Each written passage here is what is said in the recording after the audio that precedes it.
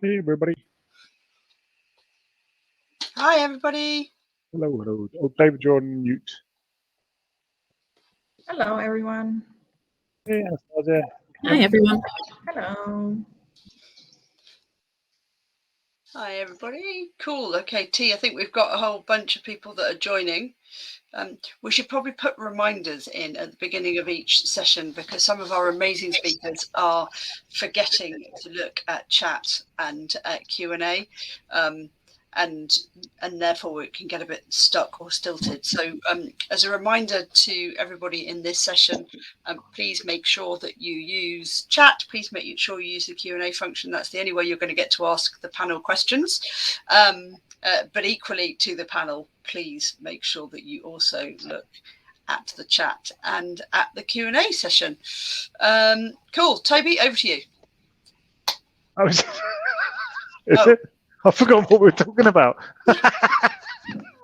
Yes, over to me. We're talking about how to pivot TI in challenging times. I'd forgotten about that.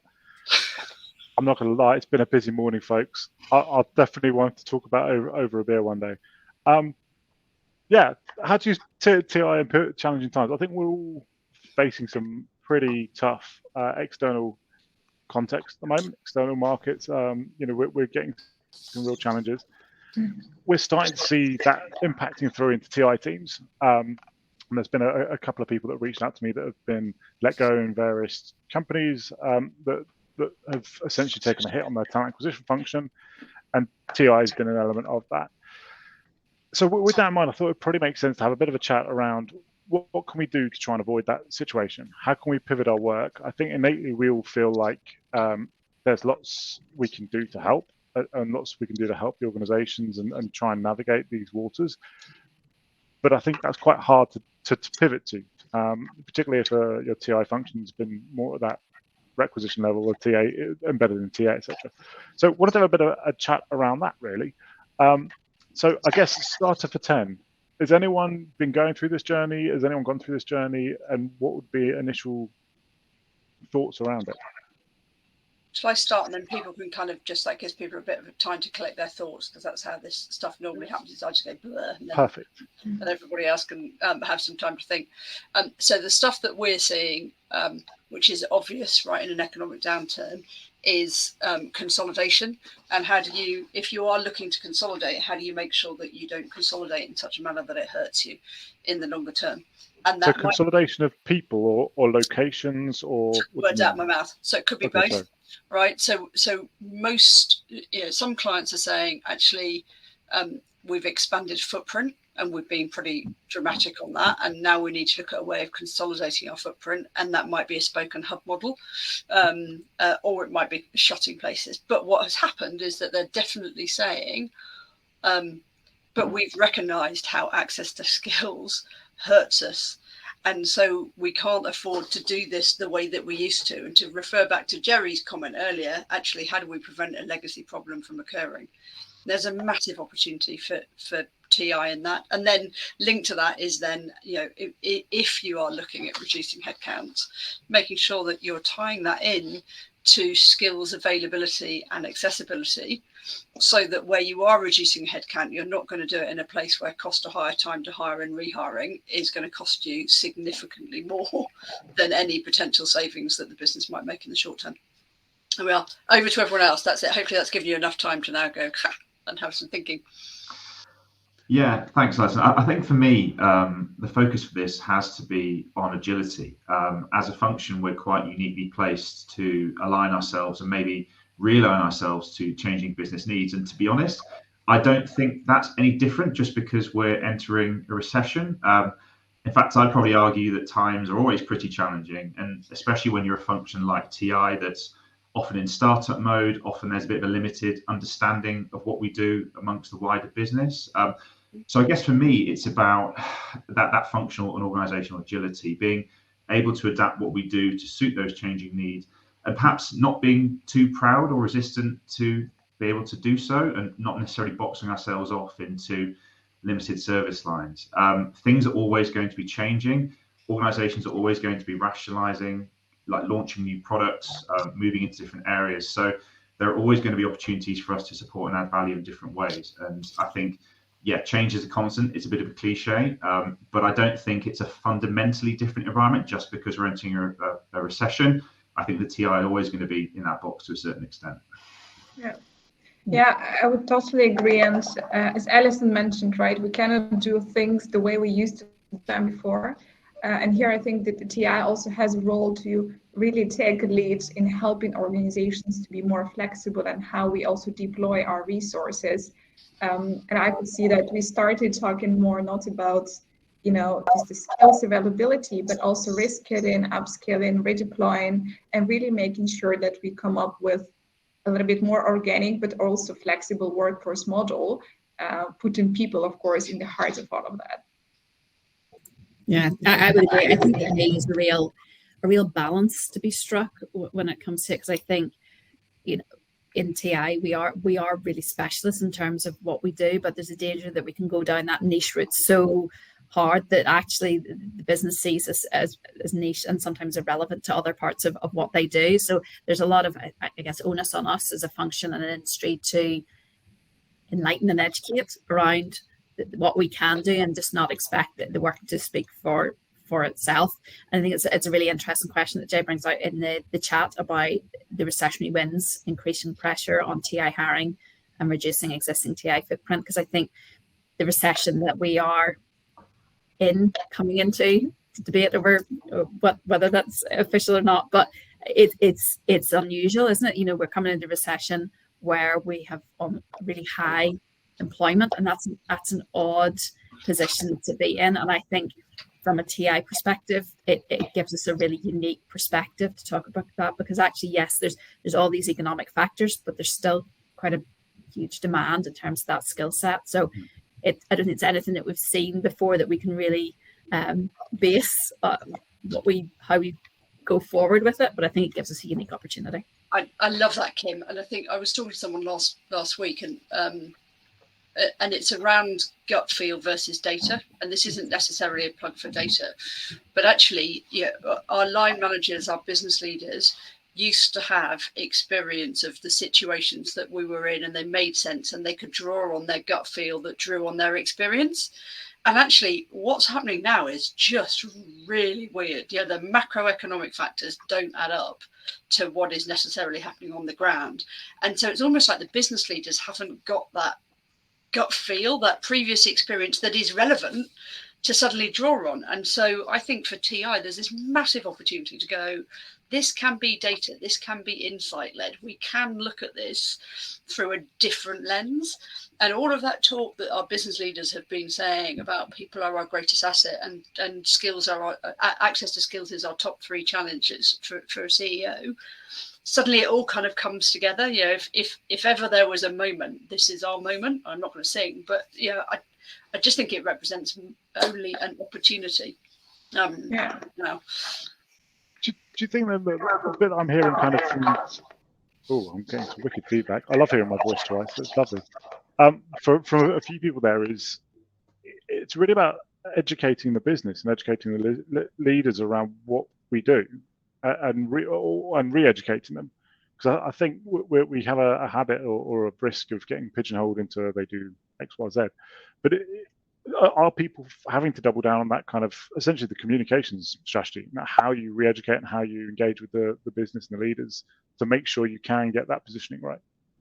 Yeah, I think we definitely are, and it's more than just educating about what it is we do. I think it's also educating them about what the data means and how to use it, because I think, just as Alison alluded to, because there's that real uncertainty of like, this doesn't make sense, there's also a leaning of like, well, that data's not telling me what I'm expecting to see, so it must be wrong.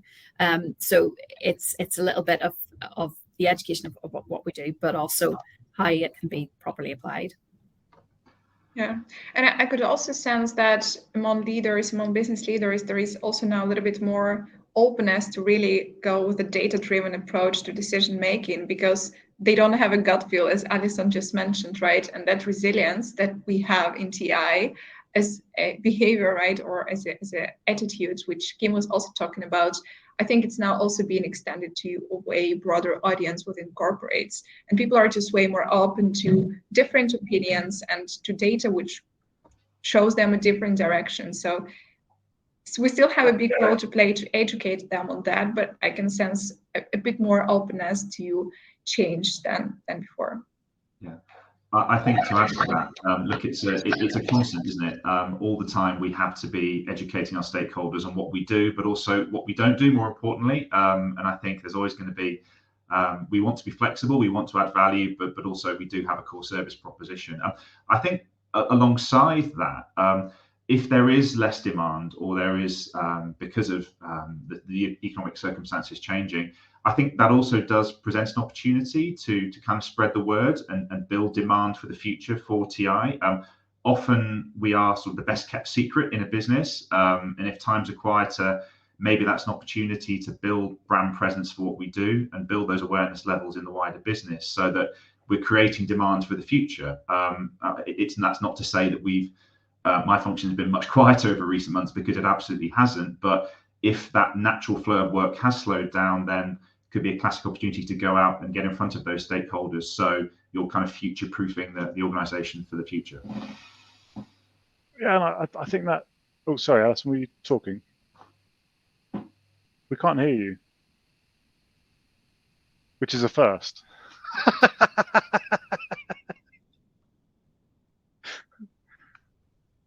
Oh, we think we've broken your mic. Oh, right. Okay, no worries. Yeah, I just think in terms of that positioning piece and making sure you're being seen to be busy doing the right things by leaders in this moment. I think it's a really interesting time to get into the leadership and get into that decision making. But naturally, this is the sort of, a lot of the decisions being made are the sort of stuff that they don't want anyone to know about. It's quite a secret squirrel.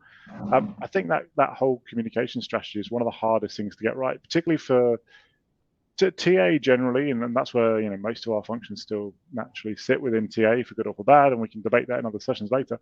But I don't think TA necessarily is a function that's very good at banging its own drum and really getting out to business and saying, this is what we do. We come from, or most TA functions have been started up from people ex-agency side, and agency generally are very good at giving a very polished professional output, but they don't tell you about all of the effort and time and energy that went in, and like under the water, like the duck's legs swimming underwater. Like, you don't see the legs, you don't understand the pain and everything that goes on beneath. So I don't think we're naturally very good at going out there and saying, look, this is what we're seeing from the data, this is what we're seeing from the market, this is what we're doing from an activity and a funnel conversion, etc., etc. I think we probably need to look at how we really put a fire under that to really push that comms and push that education piece. Kim, you obviously have a slightly different perspective in that you see across a breadth of industries, customer bases, everything else. Are you seeing this type of demand coming in as rec volumes may be quietening off in certain areas, even though it's, as we discussed, the niche is still just as busy because it's harder than ever to get a hold of those people? But are you seeing a change in demand coming in? Are companies starting to say, well, actually, we do need to get more into that kind of strategic workforce planning type space, or is the demand not quite changing yet? I think that there's always, and certainly in the few years I've been dealing with TI, the traditionally busy times for the business, or the traditionally quiet times, it's almost the reverse for TI. So, they always say, oh, it's going to be nice and quiet for you, around Christmas and New Year. And I'm like, actually, that's usually whenever we are at our most manic when it comes to the work that we've got coming in. So to some degree, we're seeing there's a lot of organizations are going through their budgeting process at the minute. They're forecasting, and I use forecasting in the loosest sense of the term, because I think it's such a I'm not going to use the word unprecedented, but there we go. I have.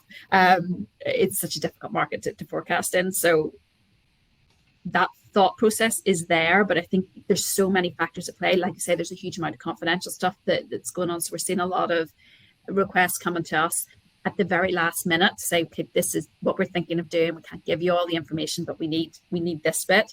And from a TI perspective, we know it's really helpful to know the full context, because that helps us address the need exactly. And when we don't have the full context, it means sometimes that work isn't quite as it could be.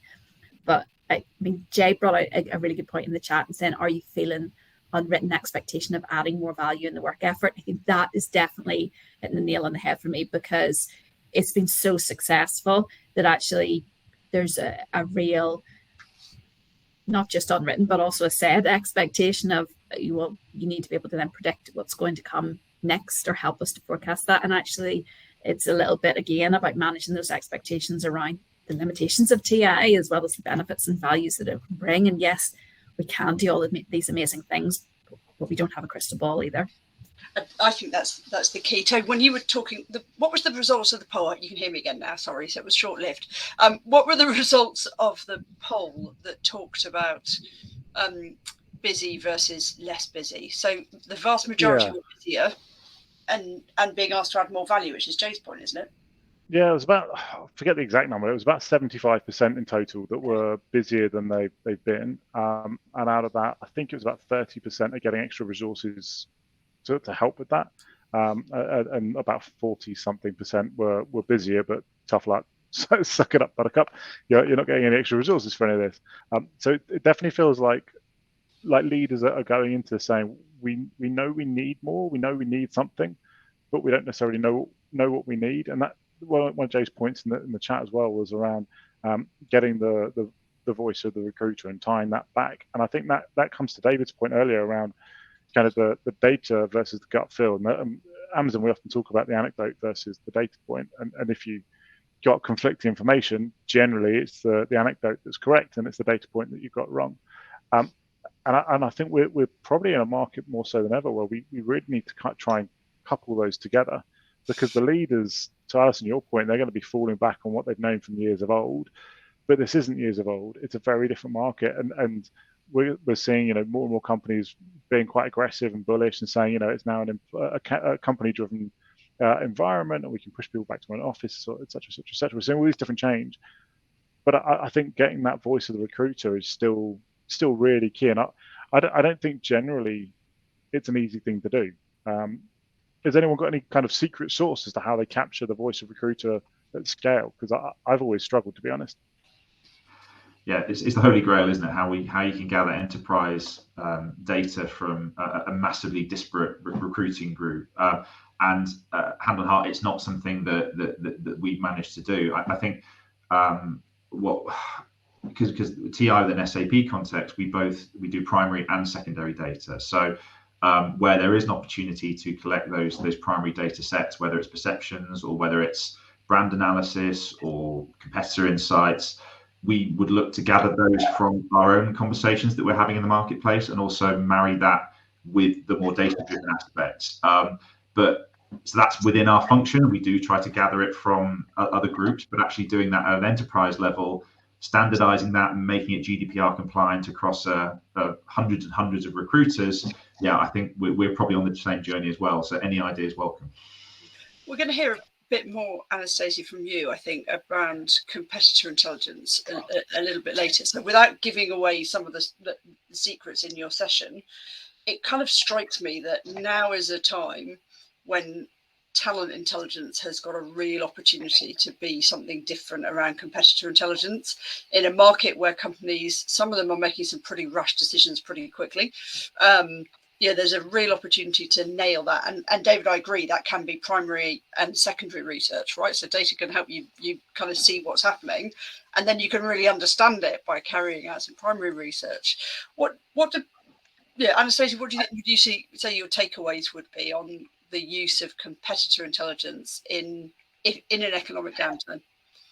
Yeah, exactly. I'm going to talk about this in my session later today, of course, but I feel that the potential of talent intelligence beyond what we currently use talent intelligence for is just massive. And now it's really the opportunity to capitalize on that and really commercialize on that. And I think the takeaway is that, again, being flexible in what we spend our focus on and what we spend our capacity on, and being flexible in really making sure that what we do as TI makes sense for the business at the right time, right? Because maybe like a year ago, we focused a lot on the location studies, and that made sense. We focused a lot on remote work and how we deal with the hybrid working, what it means for talent markets and the labor markets. And maybe now it's still a question, right? But maybe there are now a little bit more hot topics for business, like how do we really grow our business? How do we acquire new customers? And we can really tap into that world. And I'm going to talk about how do I use TI and methods and sources for that, but these opportunities are really massive. So don't give it away. But Andrew's asked something really interesting. Got massive feedback. Sorry, Andrew's asked something really interesting. So Andrew's internal hiring at Microsoft, I think. So I hope I can get that right. TA as a function often misses opportunities to demonstrate true strategic value. The biggest gap is, it's disappeared, is influencing talent strategy, inclusive of strategic workforce planning, but actually they're exclusively focused on the external market. So yeah, and for anyone who listens to the podcast, you know that I waffle on about this all the time. It's not until you bring internal and external data together that this is magic. So I guess is anybody doing that? Are you seeing examples of owning mapping and governance of internal talent supply and then combining that with external talent supply? I think for me that's the holy grail for everyone, and I think a lot of that is down to how we've come about and been set up and what's already been existing in some businesses. And certainly what I tend to see across organizations is it almost sits in three separate buckets most of the time. We've got the external market, which comes from TI. Then there would be the business intelligence information that sits around how the TA function works and all of that data. And then the people analytics that come from their Workday or whatever system they use for payroll. And most of the time in most organizations, those all operate independently. Some organizations tie up 2 out of the 3. I've yet, and I would happily be corrected. I'd love to chat to someone if an organization has tied up all 3 of those areas and get them to work well together. We as an organization are certainly making some strides to do that, but I think like others, it's a mammoth task. And even getting the consistency in terms of the data so that you can compare them across those 3 buckets is a challenge. Whoever's first to do that, I think, will be light years ahead. Yeah, it's pretty difficult, and particularly in an environment. Again, we've talked about GDPR, we've talked about sort of data to have access to often pretty sensitive internal dashboards and be able to bring that 360 view. Where do you even start in some instances? I mean, we're working more closely with our future of work function around sort of what the future means for the wider business and trying to input into that. And yeah, we have access to sort of some of our internal dashboards, but often it's knowing where to find the data and knowing where to start looking for the data, which is the challenge, particularly in an enterprise as big as this. I mean, as you said, Kim, that is the holy grail. If we can get to that point, then it would be great. But also, we have to be mindful of, I guess, to a certain extent, staying in our lane as well. At the same time, we can't do everything overnight, and also other organizations do have their own responsibilities for some of these things. And if we're just banging on doors and saying we're going to take that off you, we just have to be mindful of that corporate environment around us. So yeah, as ever, it's a balancing act. I love that, David, because when I talk to people about Stratigens, and this is not a sales pitch, but I talk about joining the dots. I go, the power of being able to join the dots between your internal data and your external data and different data sets, whether that's talent data or whether it's risk data. You've got to join it together for this to be powerful. And it's our biggest USP, but it's our biggest sales hurdle, because people go, I can't do that because that belongs with workforce planning, or that belongs with DEI, or that belongs with whatever. And it's as a supplier, and I'm sure Kim sees this as well. You kind of you're in with your clients and going, oh my God, there is so much more you could do. But equally, there has to be a recognition on the restrictions internally and not stepping on toes. And that ties into Mark's point. So Mark has talked about where TI sits, right? We could argue about it forever. But actually, when it's a separate business function that's reporting into business leaders, that becomes a whole lot easier, right? Because you're not put into a bucket and expected to behave. I'm gonna talk about a couple of these bits in a surprise session later, which I'm still writing, so it will be a surprise for all of us at the same time. But what I think we're evolving into and becoming is strategic workforce planning. in a lot of ways. And Anastasiia, I'd love to hear your take, because I know Philips has done some really cool stuff around SWP, and particularly it's not just the internal workforce versus external, but it's also that whole flex working, contingent worker, like that whole model. And yeah, I'm going to talk about it later around what the different future models of TI could be and whether SWP is something there as well. But yeah, I'd love to hear your take on that kind of holistic view, and whether, to Mark's point, does it matter where this sits, or is it more around having that capability? Yeah, I think it definitely matters, because we are all having our goals, right, and some KPIs, and we have to deliver on that. But at the same time, well, you're absolutely right. Philips is quite advanced with how we approach our strategic workforce planning, also the flexible work, and many other more innovative ways of getting the work done. And NTI perfectly fits into that bucket. So one of the ways how we've done that is just really by nurturing that collaboration and not being a silo, a separate, team within the TA or within HR, but really just trying to set up good partnerships with all the different teams and do that a little bit more on the informal level. But also what is just now striking to me is that when we talk about talent intelligence, everyone is thinking immediately about external talent. But every company has just massive amount of talent internally, right? Every employee is a talent. So it's also how do we shift that perception of talent intelligence and overall talent in this definition into something that includes internal population as well. And let's say internal marketplaces, right, which many companies are now launching in one or another shape, is just a perfect opportunity to bring this all together, because skills taxonomy is part of that internal talent marketplaces. So then where does the line go between talent intelligence and people analytics or HR analytics or talent management analytics? I think it's, which I'll also talk about later, but I agree. I think we're seeing different sides of the same coin, and we're all seeing it from our angle rather than the true holistic view on it. I think the caveat being, I think TI is broader than a lot of those, and it can, with the work at Philips, one day you could be tying into the internal talent marketplace, next day you could be doing some hardcore competitor analysis to see how competitors are pivoting or whatever. And they're very, very different, but it's the same TI field overall.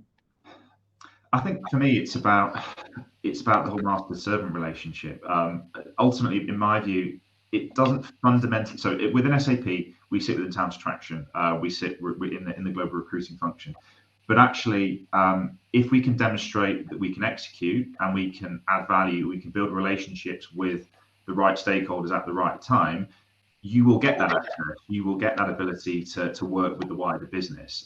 Most of our customers are now HR and the wider business rather than the recruitment business, although we still partner closely with them. And I think if you can demonstrate that you can add value in different ways, those relationships will come. And actually, where you end up reporting into is almost less important, although clearly it will have guiding principles for your function. But that's just my view.